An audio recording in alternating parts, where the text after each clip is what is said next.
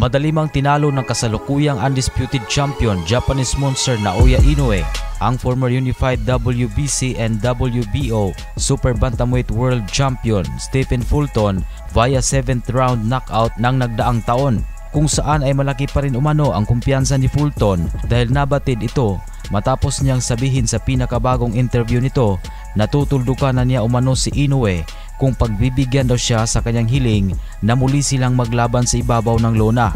Ayon kay Fulton na ang version niya daw sa naging laban nila sa Japan ay hindi daw yun ang totoong Fulton. Inihayag nito na wala lang daw siya sa kanyang sarili nung mga oras na yon. Kaya kapag pakinggan daw siya ni Inoue ng rematch na kanyang hiling ay susulitin niya daw talaga at hindi na niya sasayangin ang pagkakataon dahil ipapamalas niya na daw yung totoong Stephen Fulton na halimaw ng 122-pound Super Bantamweight Division. Nilinaw pa ni Fulton na hindi pa daw siya aakyat ng timbang kasi tinatarget niya daw talaga na mabawi ang mga titulo na sinikwat sa kanya ni Inoue. Kaya gutom na ito at gustong lamunin si Inoue ng buhay. Ngunit ang nangyari po kasi ay wala ng planong makipaglaban ulit si Inoue sa kanya.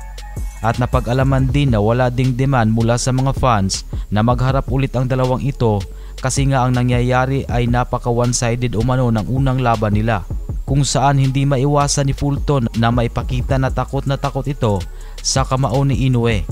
Kaya wala na itong ibang maisip upang maisalba ang kanyang sarili ay ang tumakbo lang ng tumakbo sa buong round. Kaya dyan pa lang kung pagbabasihan ay parang malabo ng ikasa ng mga promoters ang kagustuhan ni Fulton.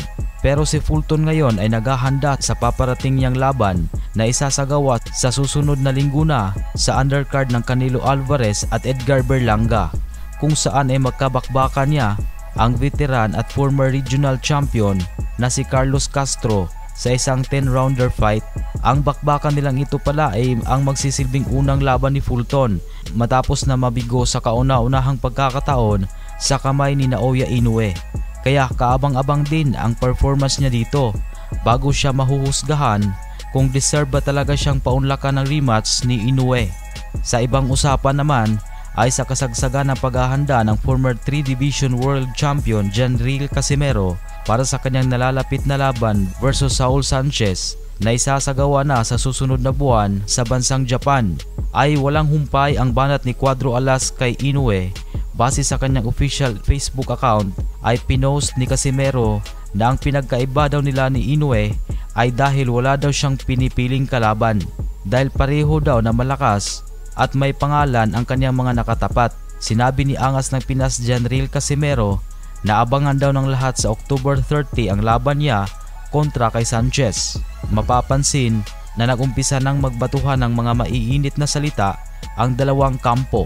Nagsimula ng unang nagsabi si Sanchez na siya na daw ang magpaparitero ni Janriel Casimero at ang sagot naman ni Casimero ay patutulugin niya si Sanchez sa isang round lang. Aabangan na lang natin ang sagupaan nilang ito.